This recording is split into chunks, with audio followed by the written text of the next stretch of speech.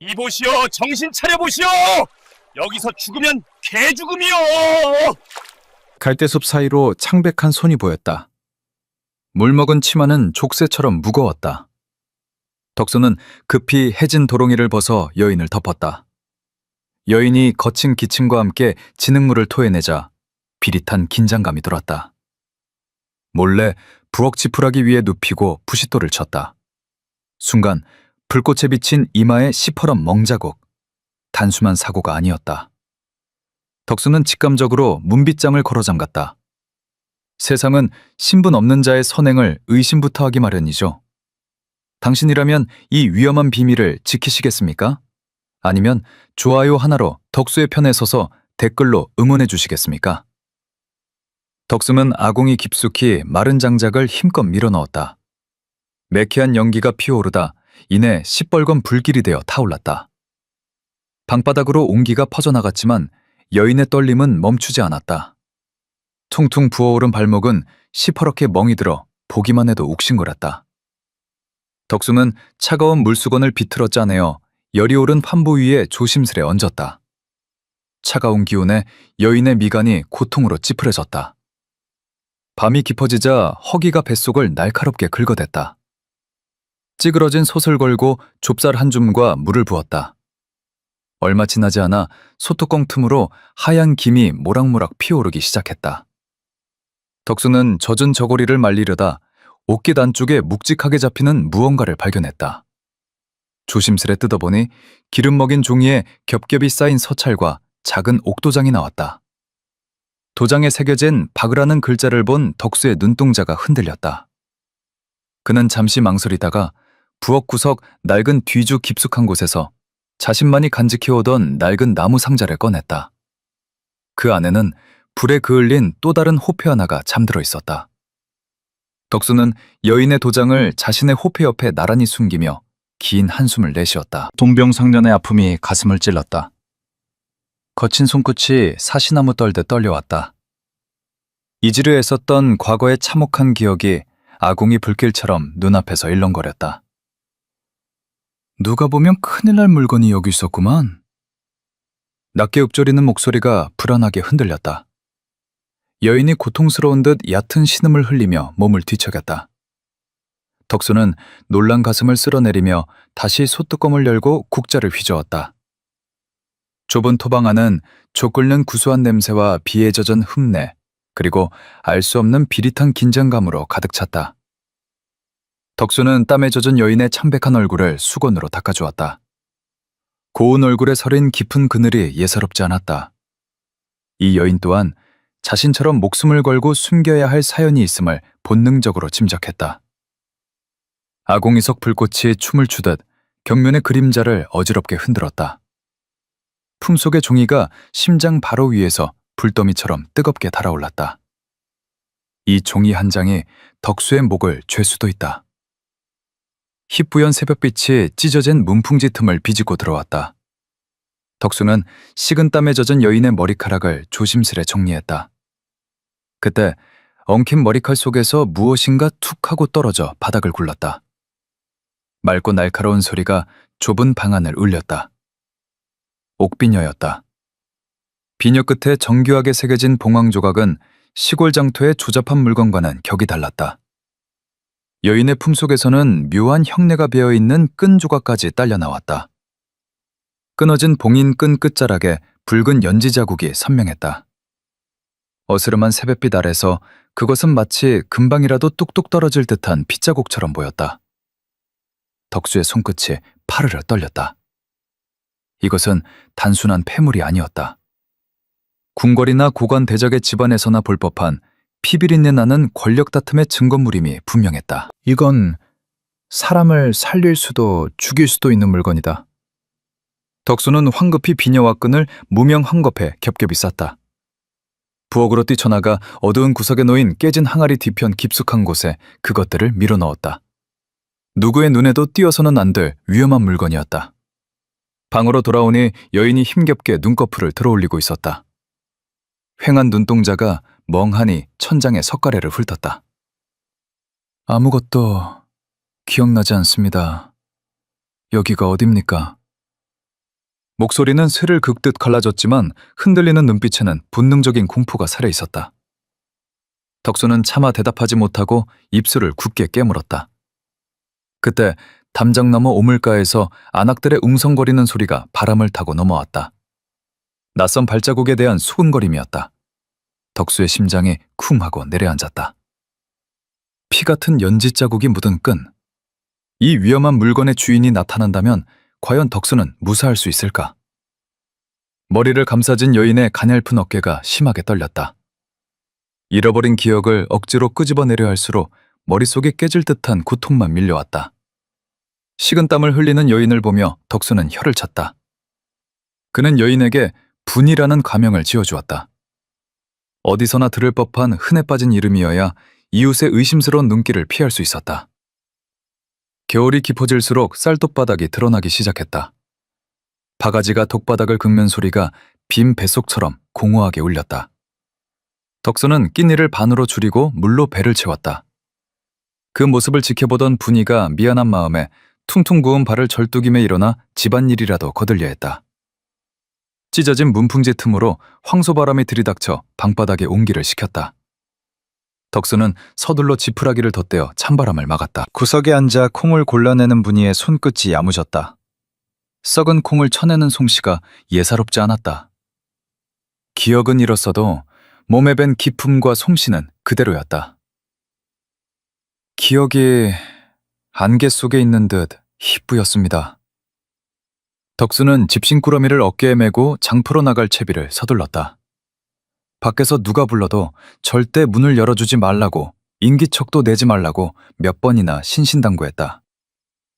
초가집 처마 밑에 길게 얼어붙은 고드름이 마치 짐승의 날카로운 이빨처럼 번득이며 위협적으로 보였다. 마을 어귀에서 개들이 사납게 찢어대자 덕수는 긴장하며 살인문에 밀었다. 문지방을 넘는 순간 둔기로 끈적하고 차가운 시선이 꽂히는 듯했다. 덕수의 발걸음이 천근만근 무거워졌다. 장커는 끓는 솥단지처럼 왁자지껄했다. 덕수는 쌀가게 앞에 길게 늘어선 줄에 서서 초조하게 발을 굴렀다. 그때였다. 옆 좌판에서 약초를 다듬던 복만이 코를 킁킁거리며 덕수의 소매 끝에 얼굴을 들이밀었다. 땀냄새 섞인 옷자락에서 미세하지만 기품 있는 향이 배어나왔다. 산골 총부에게서 날 법한 냄새가 아니었다. 복만의 눈이 가늘어졌다. 이 향내, 예사 물건이 아닌데 자네 어디서 났나? 그저 길에서 주운 것일 뿐입니다.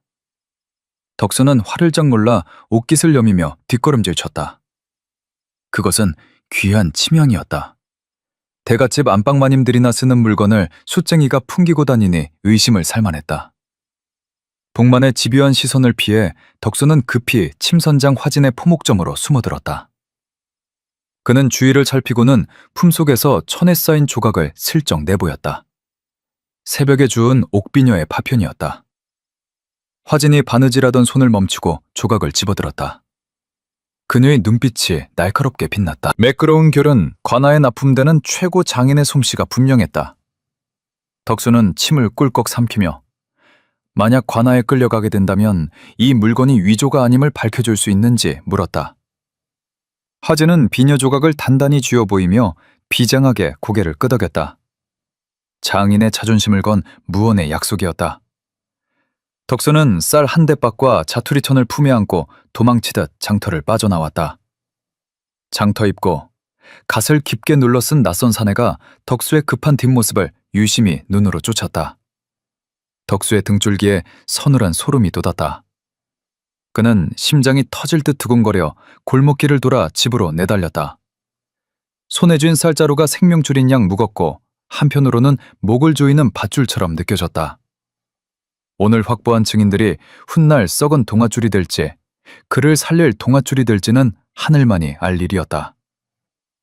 발 없는 말이 천리를 간다더니 장터의 흉흉한 소문은 이미 바람을 타고 번지고 있었다. 찬바람이 잦아들고 처마 밑 고드름이 녹아내릴 무렵이었다. 죽은 듯 고요하던 덕수의 뒷마당에 생기가 돌기 시작했다. 분이는 구석에 처박혀 먼지 쌓인 장독들을 꺼내 닦았다. 얼음장 같은 우물물에 손을 담그면서도 미동조차 없었다. 불 깨튼 손등이 안쓰러워 덕수가 만류하려 했으나 매주를 띄우고 소금물을 가늠하는 야무진 손놀림을 보고는 입을 다물었다. 기억을 잃었다 해도 뼈와 살에 깊숙이 배어버린 법도와 감각은 무서운 것이었다. 덕수는 멍하니 그 모습을 지켜보다가 이내 소매를 걷어붙이고 물동이를 날랐다. 며칠이 지나자 쿰쿰하고도 구수한 냄새가 흙담을 넘어 골목 어귀까지 진동했다. 굶주린 배를 자극하는 깊은 향이었다. 지나던 이웃들이 하나둘 코를 킁킁거리며 살인문 틈으로 기웃거렸다. 낯선 계집을 들였다며 흉흉한 소문을 옮기던 입들이 이제는 군침을 삼키느라 바빴다. 덕수는 작은 항아리에 잘 익은 장을 담아 밖으로 나갔다. 의심 가득한 눈초리들이 장맛을 보자 단번에 풀렸다. 혀끝에 감기는 감칠맛은 여느 양반집 장독에서도 맛보기 힘든 깊은 맛이었다. 종놈 주제에 입맛 하나는 기가 막히다며 비아냥대던 사람들이 이제는 덕순의 장맛이 일품이라며 칭찬을 늘어놓기 시작했다. 험담이 칭찬으로 바뀌는 것은 순식간이었다. 덕수는 으쓱해진 어깨로 돌아와 헝겊으로 장독을 닦는 분이를 보며 혀를 내둘렀다. 손맛이 맵자니 귀한 집 살림을 해본 솜씨요.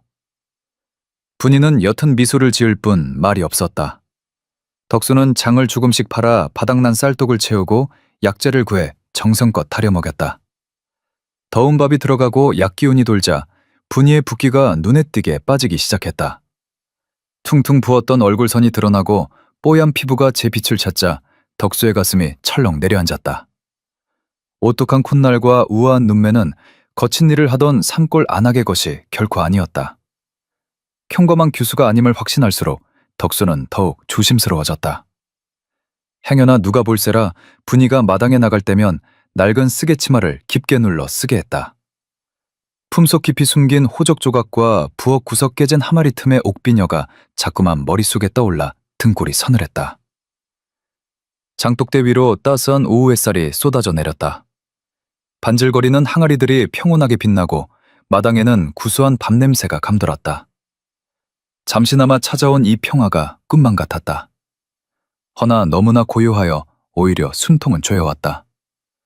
폭풍이 몰아치기 전 바다가 가장 잔잔하듯 이 평화 뒤에 무엇이 도사리고 있을지 알 수 없었다. 햇살 아래 눈부시게 반짝이는 장독을 보며 덕수는 마른 침을 삼켰다. 빛이 강할수록 그림자도 짙어지는 법이다. 쩍 하는 날카로운 파열음과 함께 굵은 참나무 장작이 비명을 지르며 두동강 났다. 덕수의 입에서 터져나온 거친 숨이 하얀 입김이 되어 허공으로 흩어졌다. 땀방울이 이마를 타고 흘러내려 눈을 찔렀지만 닦아낼 겨를이 없었다. 도끼를 내려치던 덕수의 손이 허공에서 멈칫했다. 등 뒤로 끈적하고 차가운 시선이 거머리처럼 달라붙었다. 살인문 밖, 앙상한 감나무 그림자 속에 누군가 서 있었다. 갓을 푹 눌렀어 얼굴은 어둠에 묻혔으나 덕수의 눈은 사내의 발치에 못 박힌 듯 고정되었다. 사내는 덕수의 등 뒤에서 묘한 냄새를 맡았다. 순내와 땀내 섞인 천민의 옷자락에서 기이하게도 최고급 장담 그는 냄새와 귀한 치명내가 희미하게 배어나왔다. 이놈 보라, 숫쟁이 주제에 대갓집 안방마님에게서나 날 법한 향을 풍기고 다니는구나. 사내의 눈매가 뱀처럼 가늘어졌다. 그는 덕수의 신발에 묻은 흙이 아니라 그가 풍기는 격에 맞지 않는 향기를 쫓아 소리 없이 뒤를 밟기 시작했다. 덕수는 도끼자루를 쥔 소나귀에 뼈마디가 하얗게 드러나도록 힘을 주었다. 당장이라도 달려나가 놈의 멱살을 잡고 누구의 사주를 받았느냐고 윽박지르고 싶었다. 허나 섣불리 움직였다간 방 안에 숨죽이고 있는 분이의 목숨까지 위태로워진다. 덕수는 애써 태어난 척 시선을 거두고 다시 도끼를 들어 올렸다. 쩌. 장작 패는 소리가 심장 박동처럼 거칠고 불규칙하게 마당을 울렸다. 선에는 미동도 없이 담장 넘어 장독대를 유심히 훑었다. 반질반질하게 닦인 항아리들을 보며 입꼬리를 비릿하게 말아올리더니 마치 사냥감을 확인한 짐승처럼 소리 없이 골목어기로 사라졌다. 놈이 사라진 자리에는 서늘한 살기만이 안개처럼 맴돌았다. 그날 저녁 불안한 예감은 기어이 현실이 되어 살인문을 박차고 들어왔다. 걔 아무도 없느냐? 이장의 쩌렁쩌쩌렁한 호통 소리가 고요한 초가집을 뒤흔들었다. 시뻘건 횃불을 든 아전들이 그 뒤를 그림자처럼 따랐다. 매캐한 횃불 연기가 마당을 가득 채웠다. 덕수는 방문을 등지고 마당으로 나섰다.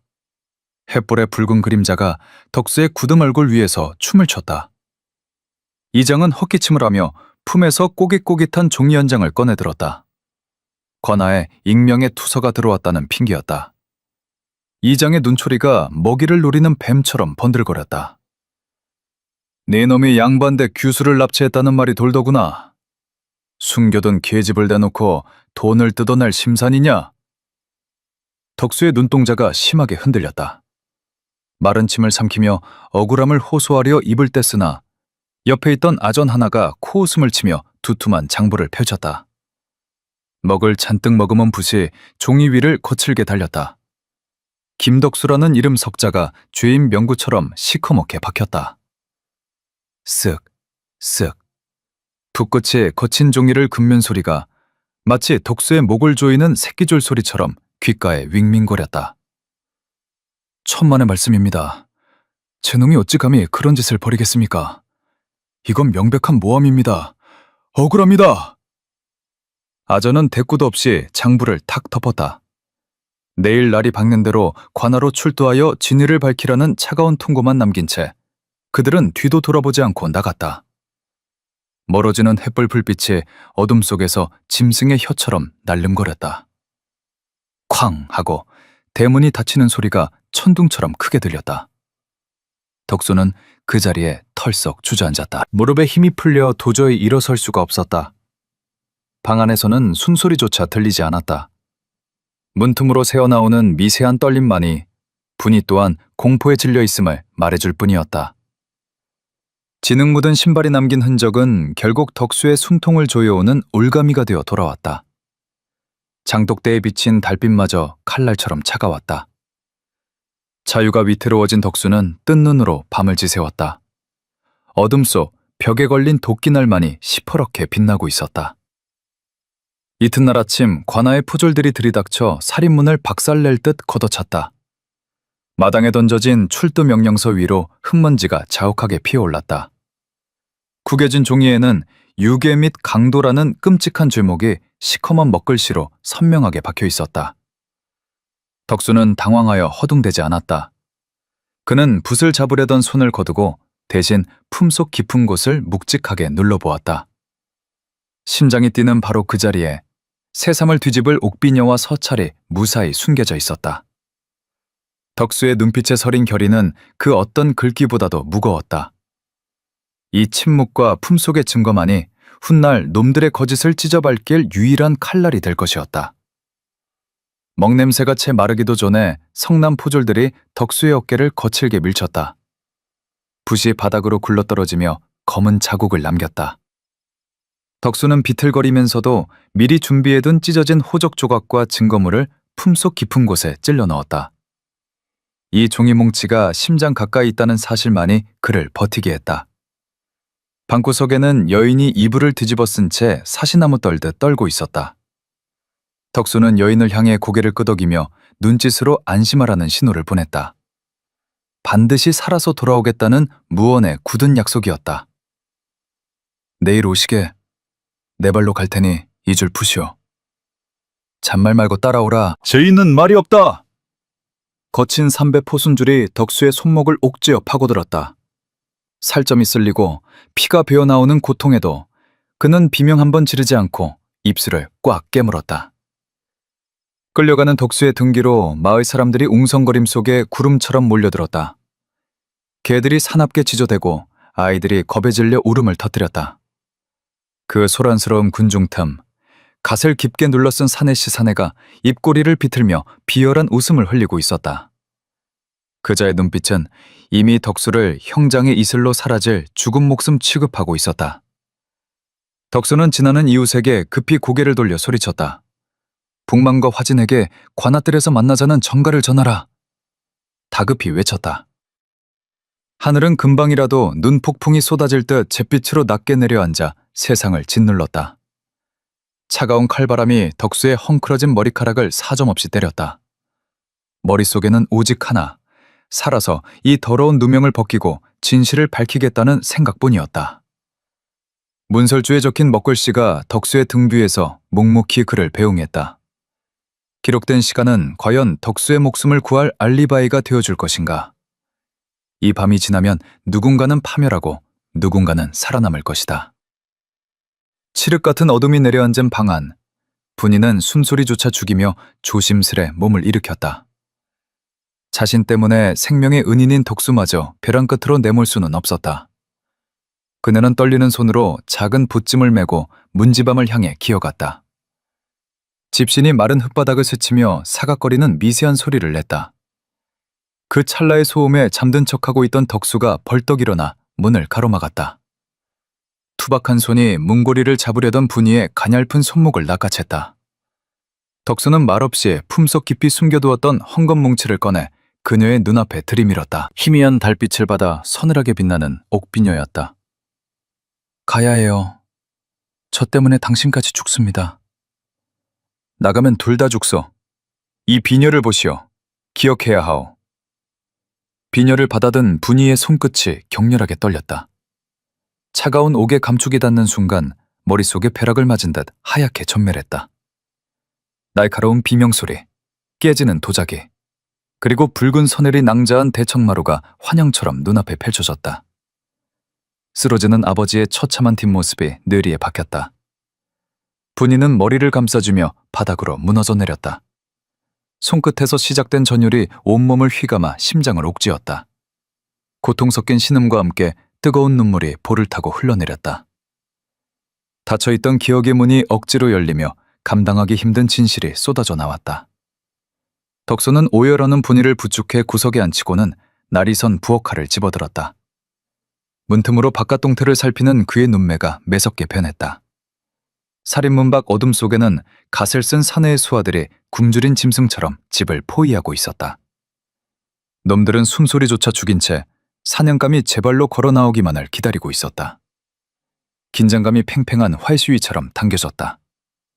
그때 숨막히는 정막을 깨고 새벽닭의 울음소리가 날카롭게 허공을 갈랐다. 덕수는 결단한 듯 분이의 손에 작은 장독 하나를 억지로 쥐어주었다. 이것은 단순한 장이 아니었다. 그들이 처절하게 버텨냈다는 증거이자 앞으로 세상에 맞서 싸울 유일한 무기였다. 분이의 기억이 온전히 돌아와 복수의 칼날이 될 때까지 덕수는 기꺼이 피 묻은 방패가 되기로 했다. 문 밖의 살기가 방문 턱 밑까지 차올랐다. 덕수는 칼자루를 고쳐주며 마른 침을 삼켰다. 새벽 안개를 뚫고 덕수와 여인이 관아마당에 들어서자 웅성거림이 잦아들었다. 수백 개의 시선이 비수처럼 꽂혔다.